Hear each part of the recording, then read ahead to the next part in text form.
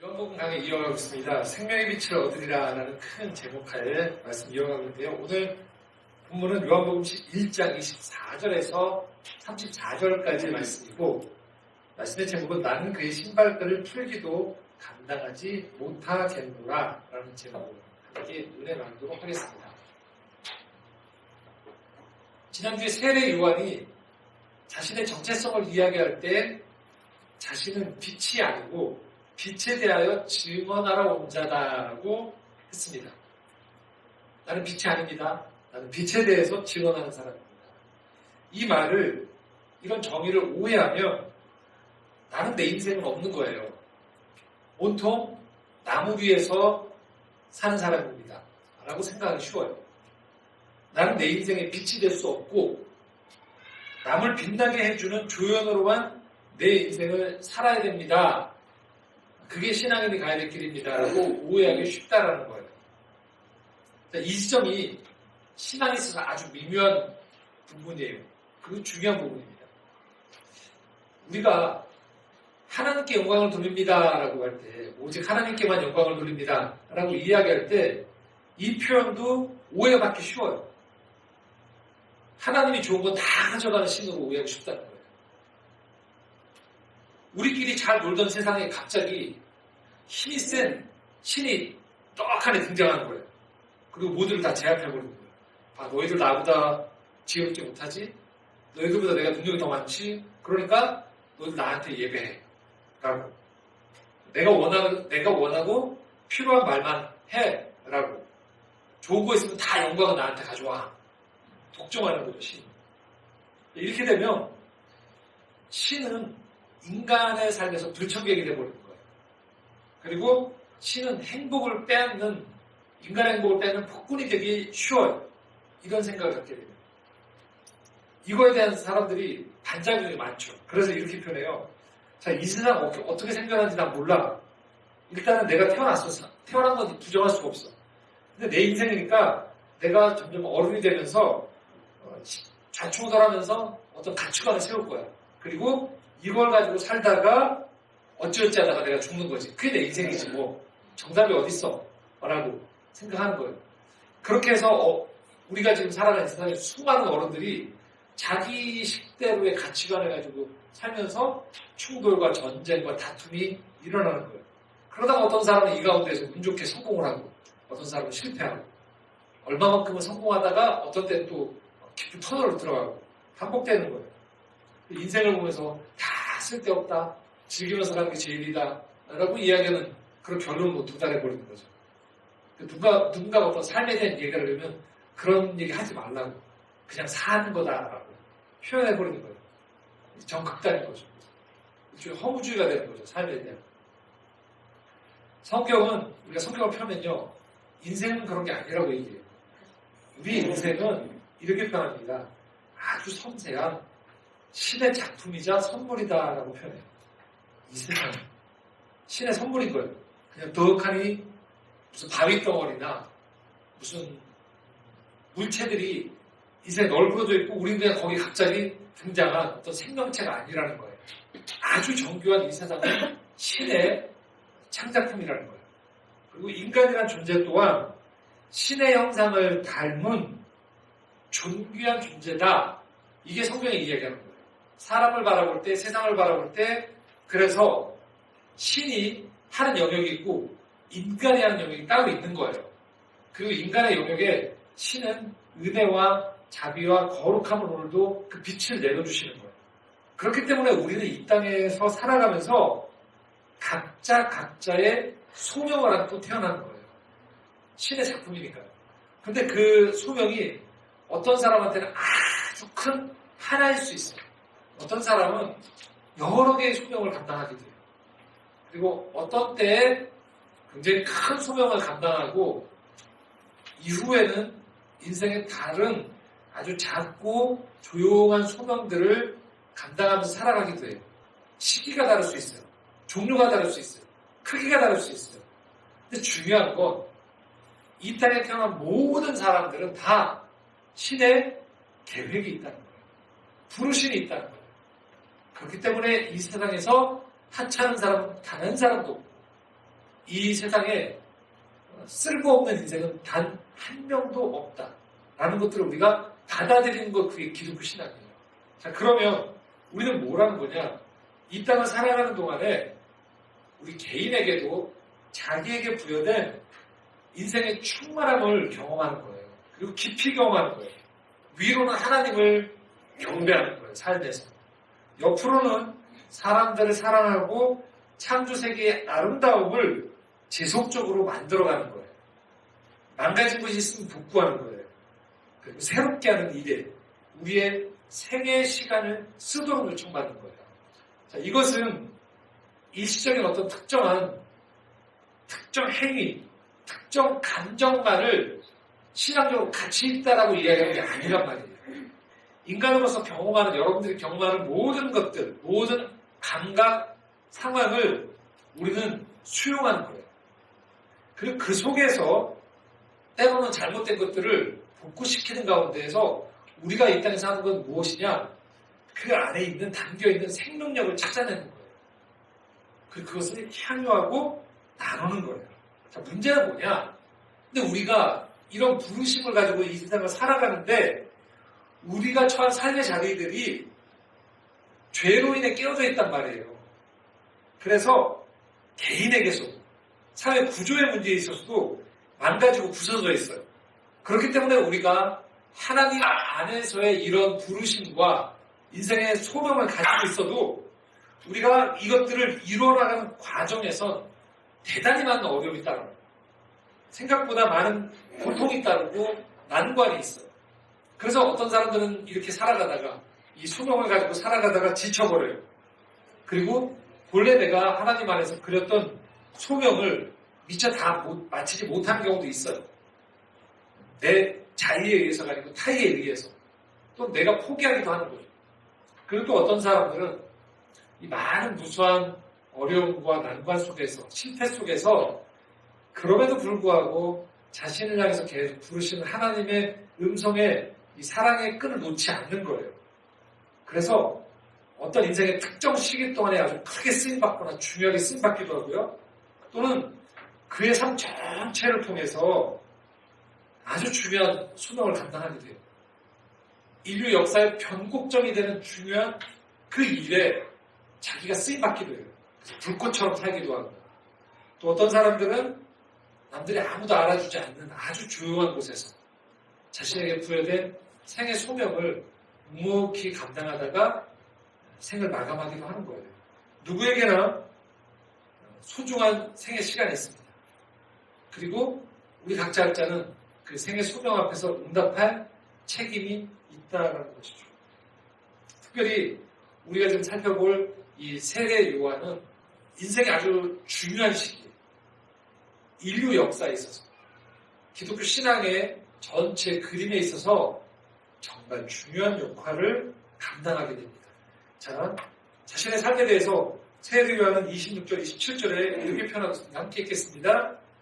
요한이 대답하되 나는 물로 세례를 베풀거니와 너희 가운데 너희가 알지 못하는 한 사람이 섰으니 곧 내 뒤에 오시는 그이라. 나는 그의 신발끈을 풀기도 감당하지 못하겠노라 하더라. 세례 요한이 지난주 얘기할 때는 나는 빛이 아니라고 얘기했단 말이에요. 근데 이번에는 조금 더 한 걸음만 구체화시켜요. 나보다 뒤에 오지만 먼저 계신 분이 있어. 이게 모순된 표현이지만. 나보다 뒤에 오지만 그는 먼저 계신 분이에요. 그리고 그의 존재가 어떠냐? 나는 그의 신발끈을 풀기도 감당하지 못하겠다라고 표현해요. 여러분들 입장에서는 21세기 사람들 입장에서는 뜬금없는 표현이지만 당대의 사람들은 중동 지방에서 샌들을 신고 있었거든요. 그리고 이들이 집으로 들어가면 샌들을 벗고 그 신발끈을 푸는 역할을 노예들이 했단 말이에요. 근데 지금 이 세례 요한의 표현은 당대에 가장 천하다고 했던 사람들보다도 그들이 한 역할에도 미치지 못한, 나는 그분과 비교할 수 없다라고 이야기하고 있어요. 자, 여기서 우리가 이런 표현을 들으면 세례 요한의 자기 비하가 아닌가, 자기를 너무 가치 없게 여기는 것은 아닌가라고 생각할 수 있어요. 분명 사람들이 존경하고 높이고 있는 한 선지자거든요. 세례 요한은. 그런데 어떻게 자기 자신을 노예보다도 못한 존재다라고 자기를 낮출 수 있을까요? 여기서 주목해야 되는 것은 세례 요한이 가만히 있다가 자기가 낫다라고 얘기하는 게 아니에요. 비교의 대상이 있는 거예요. 누구냐? 예수님과 자기를 비교하는 거예요. 예수님과 비교했을 때 예수님 앞에서의 내가 하는 일은 신발끈을 감당하지도 못할 정도로 너무 미약합니다라고 표현하거든요. 자, 그러면 이 세례 요한이 나는 신발끈, 그분의 신발끈을 풀기도 감당하지 못할 정도로 나와 비교가 안 되는 분이다라고 하는 이 예수님은 어떤 분이실까요? 세례 요한은 그 예수님에 대해서 이렇게 표현하고 있습니다. 29절입니다. 함께 읽겠습니다. 이튿날 요한이 예수께서 자기에게 나오심을 보고 이르되 보라 세상 죄를 지고 가는 하나님의 어린 양이로다. 여기 두 문장을 주목하셔야 되는데요. 하나는 세상 죄를 지고 가는 이에요. 또 하나는 하나님의 어린 양. 지금 뭐라 써 있습니까? 세상 죄를 지고 간다라고 해서 죄의 문제를 언급하고 있어요. 성경은 엄중히 말하고 있는데요. 사람이 절대 해결할 수 없는 게 있는데 죄라는 거예요. 사람이 하늘을 향해서 우리가 살아가는 이 세상에서 하늘을 향해서 자신의 창을 열지 않는 이상 인간은 이 세상을 살아가면서 자기라는 성 안에 갇혀 살게 돼요. 자기 식대로 인생을 살아가는 거예요. 자, 이런 겁니다. 우리가 사람들하고 교제를 하잖아요. 그러면 처음에 친해졌다가 깊이 사람을 알아가다가 제일 실망나는 지점이 있어요. 저 사람 결국은 자기밖에 모르네.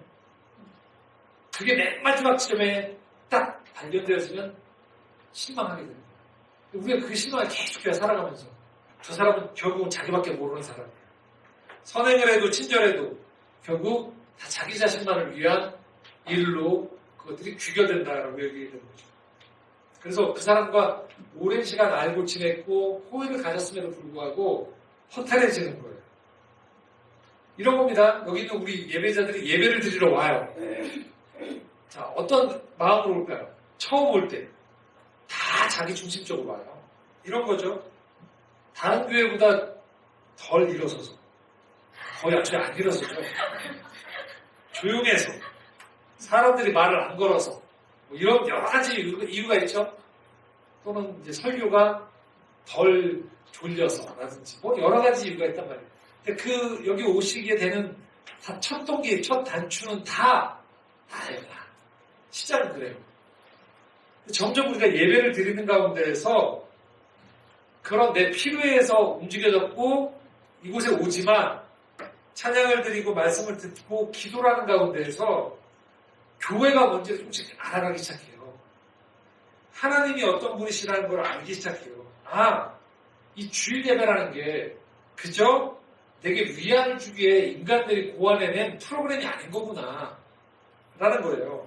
점점 우리는 이곳에서 하나님께서 우리를 만나주시는 이 만남 속에서의 우리가 익히 가지고 있어야 되는 감각이 우리가 놓치고 있었구나라는 것들을 보게 되는 거예요. 죄로 인해서 살아있는 감각을 우리가 많이 잃어버렸던 거예요. 이게 살아나기 시작해요. 그러면서 이전에는 아무도 없으니까요, 세상에. 나밖에 없으니까 내가 나를 보호해야 됐던 거예요. 그 살아가면서 저 사람을 돕긴 하지만 일단은 뭐냐면 돕는 이유는 결국 나를 위한 거예요. 근데 우리가 하나님이 살아계시다는 걸 알기 시작하면서 나를 보호하는 이 본능의 책임을 하나님이 지신다는 걸 우리가 알기 시작해요. 먼저 그의 나라와 그 의를 구하라는 것이 우리 인생 가운데 추구해야 될 가치가 뭔지에 대한 눈을 자꾸 하나님이 열어주시는 거예요. 그러면서 여기 있는 우리 모두가 동시대를 살아가면서 하늘 아버지를 모시고 살아가는 우리 가족이구나라는 걸 알게 되는 거예요. 이게 자꾸 이런 눈이 열어지기 시작하면서 우리 서로를 향해서 자비와 연민, 긍휼, 고마운 마음을 점점 키워가게 되기 시작하는 거예요. 그렇지 않으면 교회를 오래 다녔음에도 불구하고 그 교회를 다닌 이유가 오로지 신에게서 기도 응답을 받기 위한 것, 내 안전을 보장하기 위한 것. 이건 뭐냐면 종교생활인 거예요. 하나님은 진짜 살아있는 이 세상에서의 하나님의 형상으로서의 우리의 삶을 책임감 있으면서도 풍성하게 살기 원하시는 거예요. 자, 근데 이게 어떻게 가능하냐? 계속 쥐고 있는 나의 중심성이 깨질 때 가능해요. 우리가 서로 연결된 존재라는 걸 알게 되는 거예요. 서로를 하나님의 형상으로 보기 시작해야 돼요.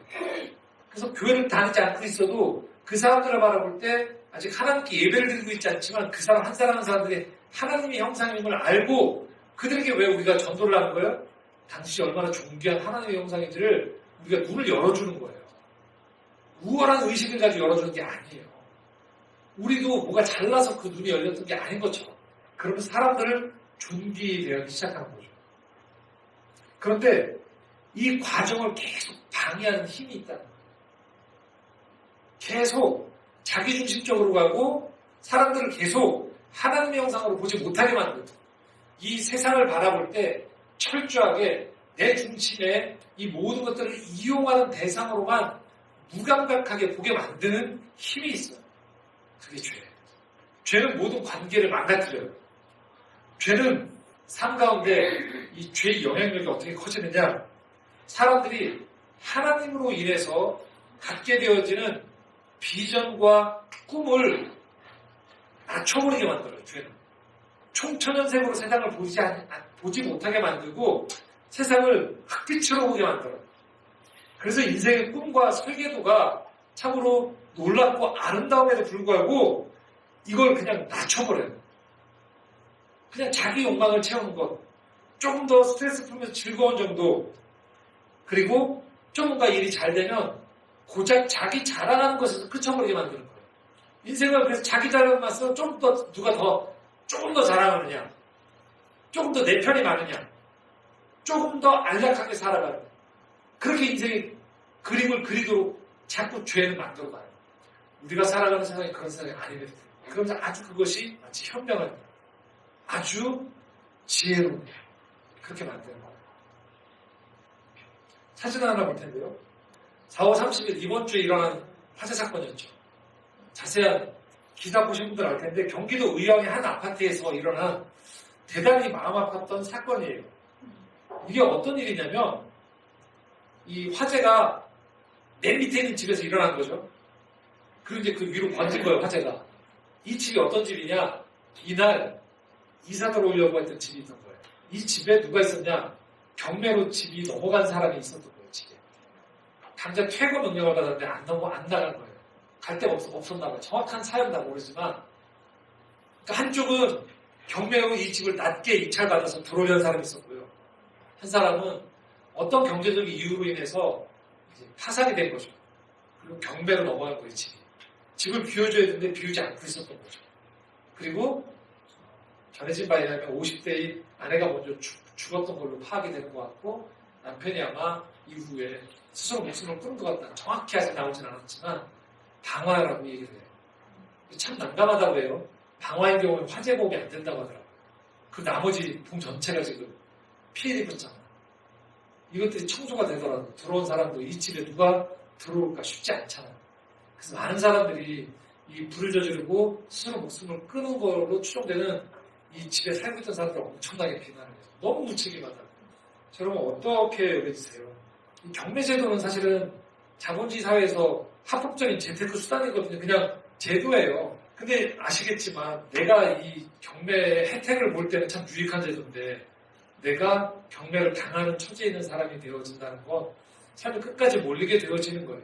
물론 여러분 지금 경매제도 제가 비난하는 게 아닌 거를 잘 아시죠? 자본주의 안에 있는 그냥 하나의 제도예요. 그래서 이 제도를 잘 이용하면 물건을 또는 집을 사는 사람들한테는 아주 효율적인 재테크 수단이 되거든요.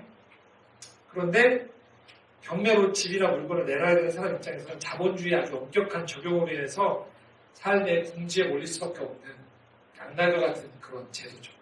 이게 우리 자본주의 시대 속에 살아가는 우리들이 처해있는 현실이죠. 자, 성경에 여러분 이런 사람들의 자본의 원리에 대해서 뭐라고 얘기하는 줄 아세요?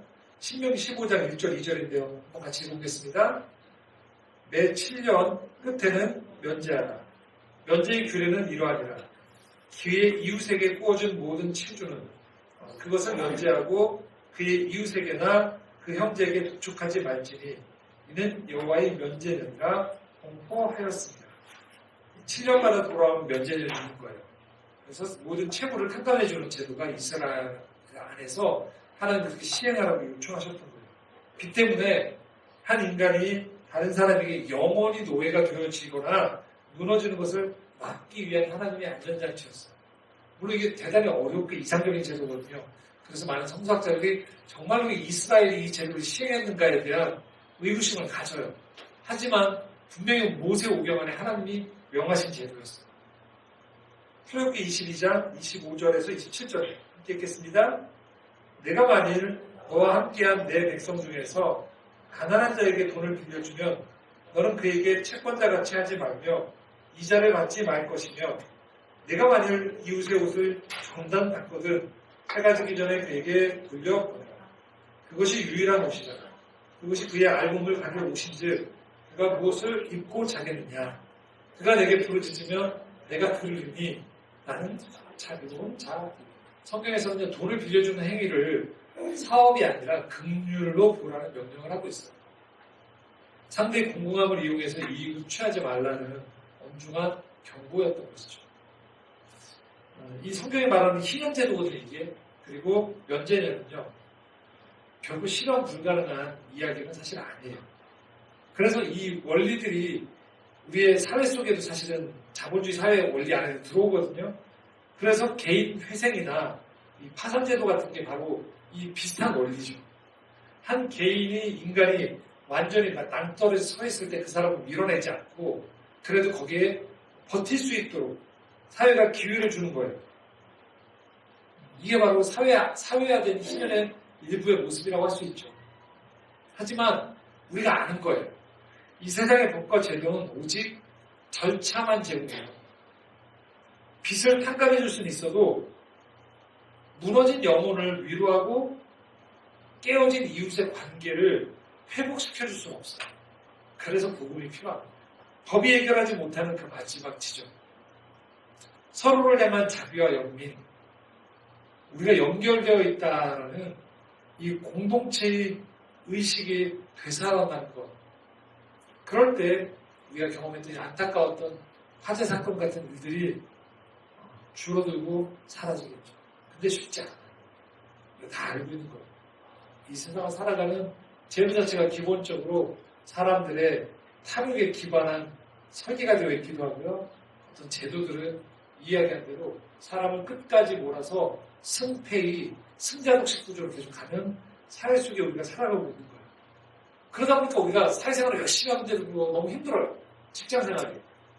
사람들이 가지고 있는 이기심, 죄, 자기중심성이 아주 공고하거든요. 그 직장에 남들이 부러워하는 직장인데도 들어가 보면 이런 일들이 계속 펼쳐지고. 그래서 학창시절에 열심히 공부 안 해서 어느 곳에 들어가기만 하면 남들이 선망하는 직장이니까 선망하는 직업을 갖고 선망하는 뭔가를 가지면 이 문제들이 해결될 줄 알았는데 그렇지 않다라는 걸 알게 되는 거예요. 인간이 가지고 있는 죄성이 그런 거예요. 그래서 인간은 끊임없이 내 가족, 내 혈통, 내 땅, 내 나라의 왕국을 자꾸 세우려고 해요. 근데 하나님이 우리한테 이렇게 얘기하시는 거예요. 이 땅들 다 네 거 아니야. 그 너 옆에 있는 사람들 다 너랑 중요한 형제 자매들인 거야. 너랑 다 관계 있는 사람이라니까. 너랑 같이 웃을 수 있는 사람이야. 널 다 너와 함께 이 인생에 있는 펼쳐진 인생의 기회와 이 땅에 있는 자원들을 가지고 이 땅 가운데에서 하나님이 세워놓으신 이 땅 가운데에서의 경험들을 충만하게 할 수 있도록 부름받은 사람이야라는 거예요. 그렇게 못 가는 거죠. 살아가시면서 언뜻 이런 경험들을 너무 많이 하시잖아요. 저도 얼마 전에 저희 살던 집에서 저희 차와 앞차가 있었는데 서로 빼주고 넣고 하는 그런 일들을 저희는 매일 하거든요. 근데 앞차가 빠져주고 제가 빠져주고 뒷차가 이렇게 서로 바꾸는 일이 있었거든요. 앞차가 나가는 사이에 제 뒷차가 나가는데 깜짝 놀랐어요. 앞차가 먼저 나가서 기다리고 있고 저희 뒷차가 나가는 사이에 한 차가 이렇게 지나가는 거였어요. 그때가 어땠냐면 아침 8시 반쯤이어서 초등학생들 이렇게 등하교할 때였거든요. 근데 딱 보니까 한 엄마가 아이를 학교에 데려다주고 자기 집으로 가는 길이었던 것 같아요. 근데 저희는 아주 당연하게 앞차와 뒷차가 서로 위치를 바꿔가면서 이제 간 사이였거든요. 근데 앞차가 하나 나오고 제가 이제 뒤에 따라 나가려고 꼬리를 이제 머리를 디비는 순간에 그 조그만 차가 지나가면서요. 저를 정말 죽일 듯이 쳐다보더라고요. 뭐 죄를 짓 것도 아닌데 분명히 자기 자녀를 태워다 좀 딱 가는 엄마예요. 근데 내 가는 길에 갑자기 뭔가 차가 튀어나오니까 너무너무 기분 나쁜지 저를 바라보면서 정말 막 욕을 할 듯이 막 그 표정을 째려보면서 막 지나가고 있는 거예요. 뭘 하지도 않았어요. 그냥 차가 다시 약간 앞으로 나왔는데 나오지 마! 이런 눈초리로 저는 거의 조조의 눈빛으로 쳐다보고 가더라고요. 딱 보니까 방금 전에 자기 사랑하는 애를 내려들고 간 엄마인데 저 어머니는 세상 살면서 얼마나 많이 싸울까. 얼마나 많이 이 세상 살아가면서 전쟁을 치르면서 살아갈까가 보이더라고요. 그 짧은 순간에 본인이 가는 속도를 줄여야 되는 것들에 대한 불쾌감 속에서 그 참지 못해서 다른 사람 향해서 생전 처음 보는 사람 향해서 저주의 눈빛을 하고 있는 그 눈빛을 보고 있는데 무섭다. 아침 8시 반에 여러분 저만 그럴까요? 여러분 그거 많이 경험하시죠? 살면서 왜 이렇게 사람들이 무서울까? 왜 이렇게 사람들이 이기적일까? 왜 나는 잘되는 거 저한테 무너뜨리려고 할까? 주님이 너무너무 그게 마음 아프신 거예요. 그러려고 세상을 치는 게 아닌데. 그래서 하나님이 아브라함을 택하신 거예요. 그리고 너로 인해서 세상에 복을 받는 게 뭔지를 보여주라고 얘기하셨어요. 이스라엘을 그렇게 택하신 거예요. 너희들은 다르게 살아가는 거야. 위로는 나를 섬기고 이웃 가운데에서 고대 근동지방에 가지고 있었던 자기 본연의 생존 본능을 넘어서는 하나님 나라가 뭔지를 보여주라고 하는 거예요. 근데 이게 이스라엘에서 우리 실패해버린 거예요. 내 민족만 생각하는 거예요. 우리가 선택받았다만 생각하는 거예요. 그래서 만민이 하나님께로 돌아오는 통로가 되어지지 못하고 그냥 복을 자기 민족으로 담아버린 거죠. 그리고 때가 찬 거예요. 세상을 창조하신 하나님이 직접 내려오신 거예요. 예수 그리스도, 그분이 태초부터 말씀으로 계셨던 그분이 이 땅에 인간의 몸을 입고 직접 오셨던 거예요. 그리고 이 문제, 이 죄의 문제, 세상을 파괴시키는 이 죄의 문제를 해결하기 위해서 창조자가 직접 등판한 거예요. 그래서 세례 요한이 예수 그리스도를 표현할 때 보라 세상 죄를 지고 가는, 아까 말씀드렸죠. 원어적으로는 세상 죄를 없애는, 세상 죄를 지워버리기 위해 오신 하나님의 어린 양이라는 거예요. 인류 역사의 단 한 번의 사건입니다. 신이 직접 인간의 몸을 입고 내려왔다는 이 문제 해결하고, 그리고 세례 요한의 역할은 바로 이 예수 그리스도를 소개하는 역할인 거예요. 얼마나 영광스러운 역할입니까? 아무도 할 수 없는. 그러니까 세례 요한이 나는 저분의 신발끈을 풀기도 감당 못하는 사람이라는 건 자기 비하를 말하는 게 아니고요. 내게 맡겨진 직임이 너무나도 영광스러운 걸 말하는 거예요. 와, 나라는 존재한테 어떻게 이렇게 영광스러운 일을 맡겨줬지? 이 일이 성부, 성자, 성령의 삼위의 하나님께서 하나가 되셔서 이 망가진 세상을 구원하고 회복하는 가장 중요한 프로젝트가 시작됐다라는 거예요. 그 증언을, 그 가이드를, 이정표를 세례요한 본인이 할 수 있게 됐다. 그래서 세례요한이 요한복음 2장 32절 34절에 이렇게 말씀하고 있습니다. 함께 읽겠습니다. 요한이 또 증언하여 이르되 내가 보매 성령이 비둘기같이 하늘로부터 내려와서 그의 위에 머물렀더라.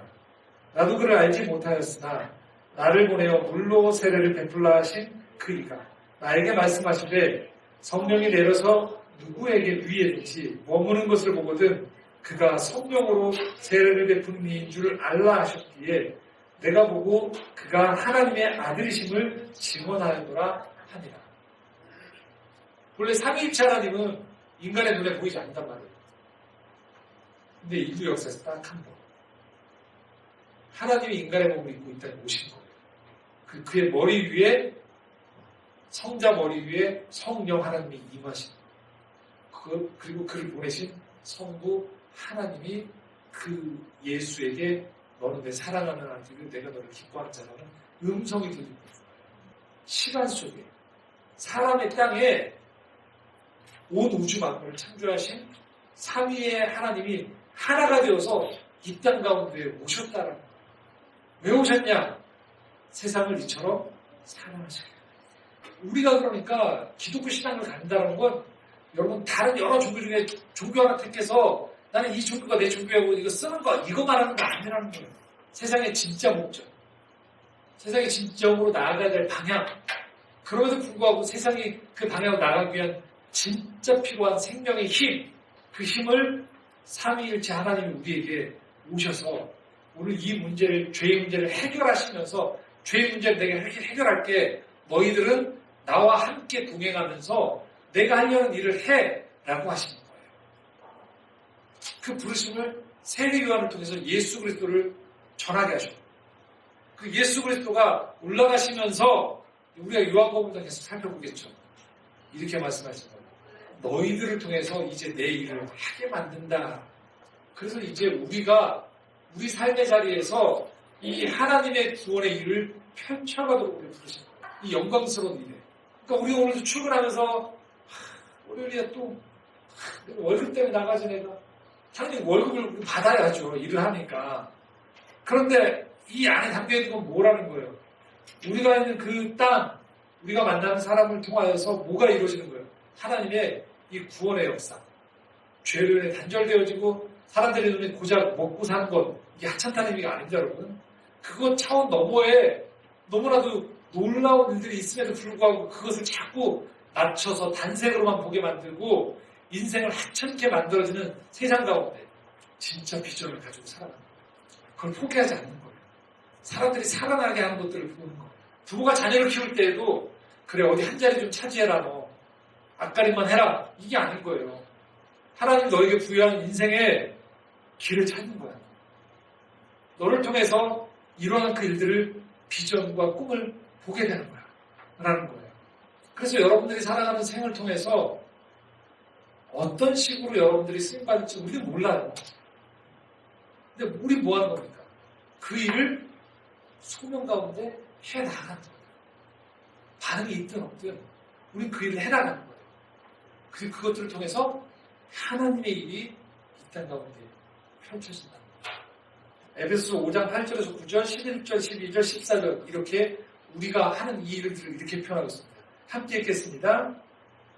너희가 전에는 어둠이더니 이제는 주 안에서 빛이라. 빛의 자녀들처럼 행하라. 빛의 열매는 모든 착함과 의로움과 진실함에 있습니다. 너희는 열매 없는 어둠의 일에 참여하지 말고 도리어 책망하라. 그들이 은밀히 행하는 것들은 말하기도 부끄러운 것들이라. 그러므로 이르기를 잠자는 자여 깨어서 죽은 자들 가운데서 일어나라. 그리스도께서 너에게 비추이시리라 하셨느니라. 우리 삶을 통해서 하나님이 그래서 빛의 열매를 세상에 드러내기 원하시는 거예요. 빛으로 드러나는 열매들이 어떤 거예요? 9절 보십시오. 선함이 드러나는 거예요. 착함이. 의로움이 드러나는 거예요. 진실함이 드러나는 거예요. 우리가 하는 일들을 통해서. 내가 하는 식당에 음식을 먹는 사람들이 이 경험을 할 수 있게 하는 거예요. 내가 어떤 영역에서 일을 하든 공부를 하든 또 집에서 주부로 살아가든 우리를 통해서 이 열매들이 맺혀지는 걸 우리는 기도하고 기대하면서 계속적으로 나아가는 거예요. 그러나 우리의 세상을 얘기한 대로 여전히 죄의 습성과 구조와 관습이 계속적으로 우리를 실망시키게 하고 넘어뜨리고 무너뜨리게 하고 때로는 길이 막혀서 오랜 시간 우리로 하여금 긴 터널을 지나가게 만들어요. 그럼에도 불구하고 여러분 우리는 하나님이 우리에게 부여한 이 세례 요한 같은 소명이 있음을 잊지 마시기 바랍니다. 신발끈 감당하기도 풀기도 감당하지 못한다는 것 너무나도 놀라운 일을 우리에게 맡기셨다는 거예요. 하찮은 인생이 아닙니다. 하찮은 일이 아니에요. 한 분 한 분 하시는 그 일들, 만남들, 그 시간들 너무나도 하나님이 이 땅에서 이루고자 하시는 그 일들을 여러분을 통해서 하시는 것들을 기억하시면서 한 주 또 그렇게 빛의 열매를 맺으며 살아가는 우리 모두가 되기를 소망합니다. 기도하겠습니다. 사랑의 주님, 오늘 우리 삶이 하나님의 손안에 있음을 고백합니다. 우리 삶의 이야기들이 내가 만든 이야기가 아닌 하나님이 만들어 가시는 놀라운 구원의 이야기 보게 됩니다. 세례 요한이 고백합니다. 나는 그의 신발끈을 풀기도 감당하지 못할 사람이라. 그만큼 놀라운 부르심을 그에게 주셨습니다. 오늘 우리 인생 가운데 주신 너무나도 소중한 이 빛의 소명들 우리 잘 감당하기 원합니다. 세상이 어둡습니다. 쉽지 않습니다. 그러나 끊임없이 우리를 통해 빛의 열매를 맺기 원하시는 하나님을 바라보며 우리의 길을 걸어갈 수 있도록 인도하여 주시옵소서. 삶에 우리 삶을 통하여 영광 받으실 하나님을 바라보며 걸음 한 걸음 믿음의 길을 끝까지 걸어가겠습니다. 우리와 함께 알고 주시옵소서. 예수님의 이름으로 기도드렸다이다.